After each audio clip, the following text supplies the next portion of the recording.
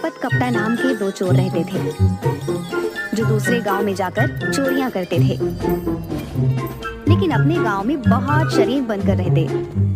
एक दिन वो घने पेड़ के नीचे आराम कर रहे थे कि तभी पालमपुर गांव के हरिया और बंसी उस पेड़ के पास आकर एक दूसरे से बातें करने लगे। अरे बंसी भैया, सुना है कल मुखिया जी की बेटी की बारात शहर से आ रही है, क्या तुम्हारे पास दावत आई है क्या?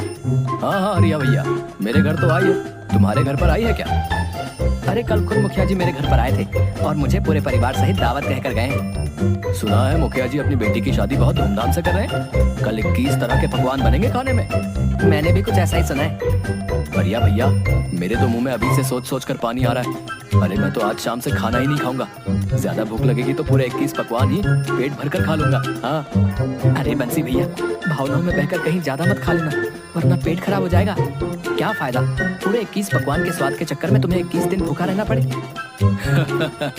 बात तो तुम बिल्कुल सही कह रहे हो हरिया भैया। वैसे कुछ भी कहो, आसपास किसी भी गांव में आज तक ऐसी शादी का इंतजाम नहीं किया गया जैसा कल मुखिया जी अपनी बेटी की शादी का कर रहे हैं। अरे भाई, लड़का कलेक्टर है, मुखिया जी ने इस शादी के लिए अपनी पूरी 10 बीघा जमीन बेची है और वो सारा पैसा शादी में ही खर्च कर देंगे। चलो हरिया भैया, अभी से तैयारियों में जुट जाते हैं। बंसी भैया, मुखिया जी के साफ साफ आदेश है कि समारोह में अच्छे और ढंग के कपड़े पहनकर आने, नहीं तो उनकी नाक कट जाएगी।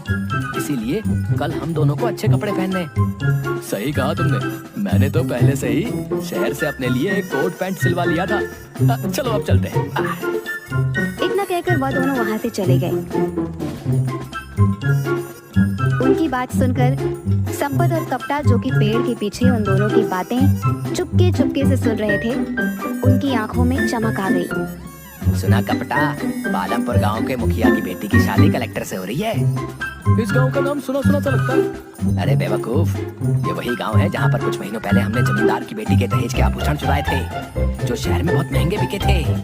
याद आ गया, और तुमने उन पैसों में बेईमानी कर ली थी और मुझे मेरे हिस्से से कम पैसे दिए थे। याद आ गया। अबे मेहनत भी तो मैंने सबसे ज्यादा की थी, तूने क्या किया था? सिर्फ बारात में खड़े होकर अंग्रेजी में लोगों से बस हाय हेलो कर रहा था। तुम तो कुछ कर ही नहीं रहे थे, हैं? गांव की लड़कियों से नैन मटक्का कौन कर रहा था भाई? अगर मैं चेतावनी नहीं देता तो तुम उसी वक्त रंगे हाथों पकड़े जाते, और साथ में मैं भी। हाँ। अबे वो सब छोड़, कल उसी गांव की मुखिया की शादी है। सही कहा तूने संपत, इसका मतलब मुखिया ने खूब दान दहेज का प्रबंध भी किया होगा। अरे जब 21 तरह के पकवान खाने में बनवा रहा है तो बेटी के लिए सोने के आभूषण कितने महंगे महंगे बनवाए होंगे, हैं? हमें किसी भी कीमत पर उन आभूषणों को चुराना होगा, समझा? लेकिन कैसे, अगर हम दोनों पहचान में आ गए तो? ये तूने सुना नहीं, वो दोनों बेवकूफ क्या बोल रहे थे? शादी में अच्छे से अच्छे कपड़े पहनकर आना है। अबे हम दोनों के पास अच्छे कपड़ों की कोई कमी है क्या बे? बढ़िया सा ब्रांडेड कोट पहनकर चलेंगे, कोई शक नहीं कर पाएगा, समझा क्या? और मौका देखकर मुखिया की बेटी के आभूषण वहाँ से लेकर चंपत हो जाएंगे।